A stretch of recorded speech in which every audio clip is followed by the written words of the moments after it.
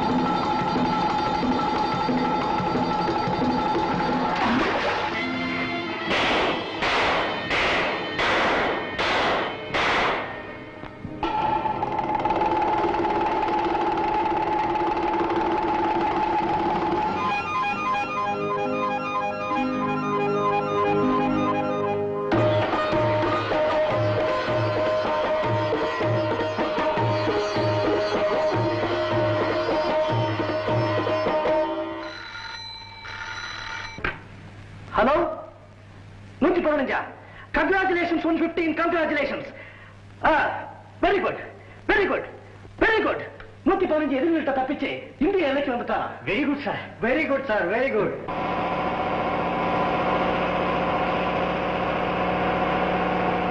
Mister 115 நம்ம ரகசிய police டிபார்ட்மெண்ட்டுக்கு பெரிய பெருமையை தேடி கொடுத்துட்டாரு. Of course.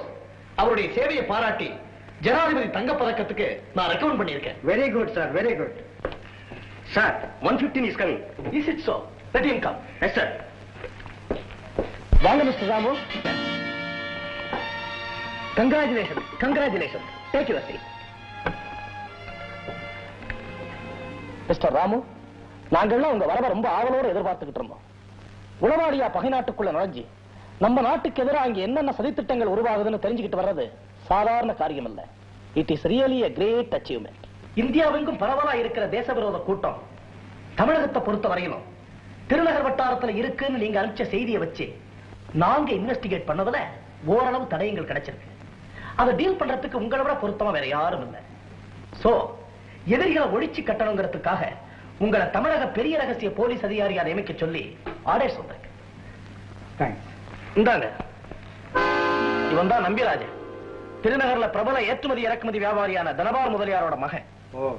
இத பாருங்க, இவதான் கமலாதேவி, பெரிய நாட்டிய ராணி. இதோ பாருங்க, நம்பிராஜனுடைய தகப்பனார் தனபால் பத்திரிகை விளம்பரம். Please go through it.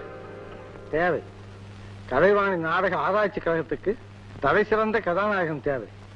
உடனே கேட்கிற விலாசத்துக்கு தொடர்பு கொள்க. தனபால் முதலியார், வினை தீர்த்த விநாயகன் தெரு, திருநகர். ஆமா, வியாபாரிக்கு நடிகர்கள் எதுக்கு?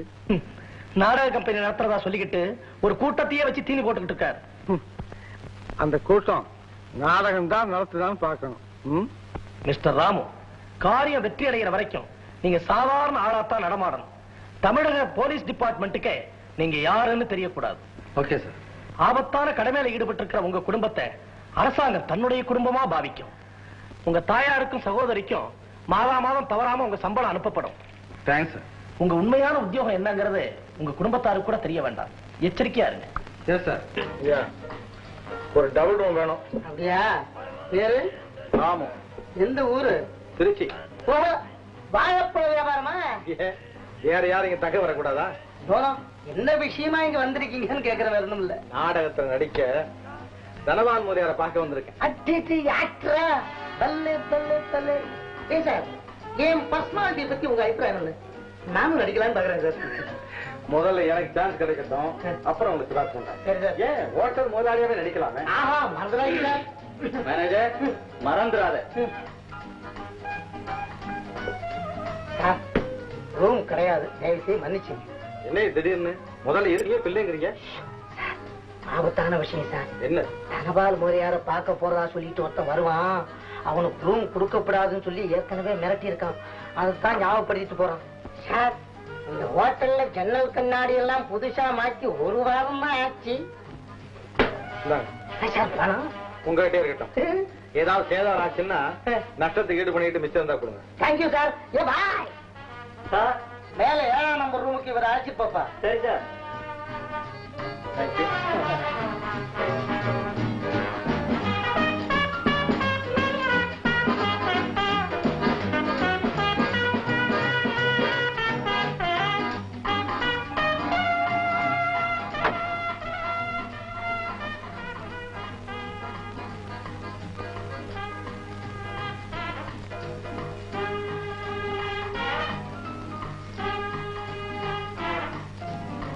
Thanks sir.